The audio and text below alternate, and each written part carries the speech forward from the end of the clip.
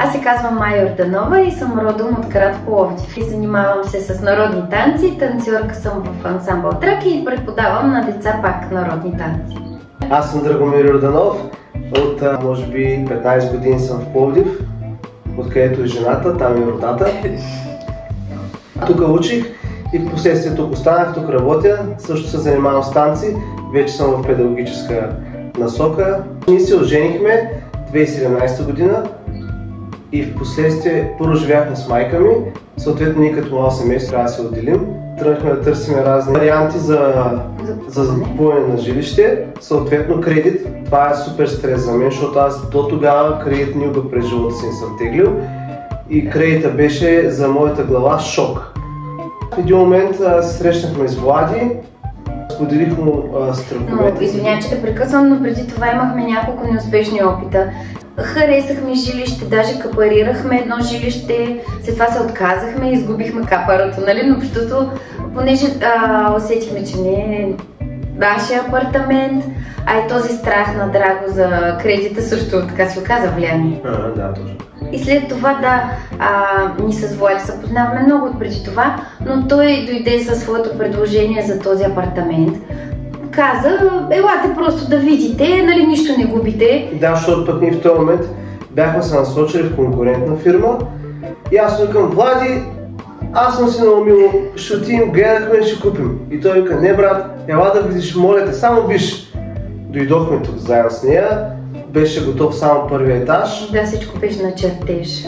И той вика, но реално каквото е първият етаж, също ще има горе като разпределение. И като го видяхме, това, което търсихме, широта, светлина, всичко наше го имаше тук. И се хвърлихме. Втората част беше лесна, защото имахме самоучастие.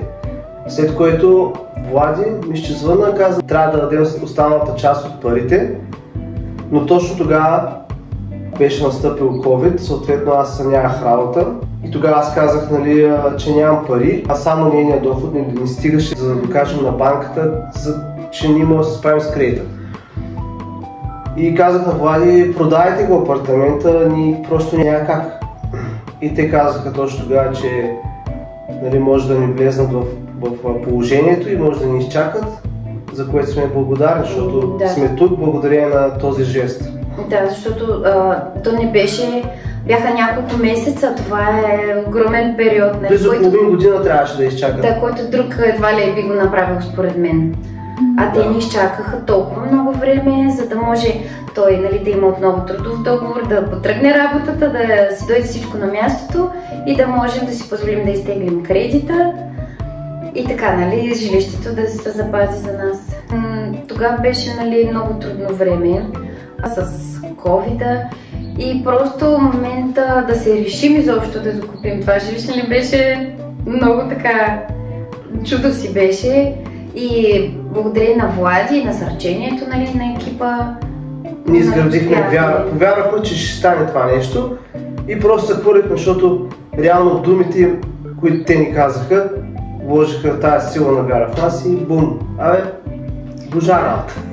Всяка една млада двойка, която е в процес или в чудене това дали да вземе апартамент изобщо, бих ги съветвал да действат, защото в крайна сметка живота обича смелите и да бъдат открити към тяхния брокер, да бъдат максимално открити с желанията си, страховете си, защото той е човекът, който ври и кипи всеки ден там и той може да даде, нали, най-добра обратна връзка за това какво да правят, как да го направят, така че да им се случат нещата, за които те в крайна сметка мечтаят.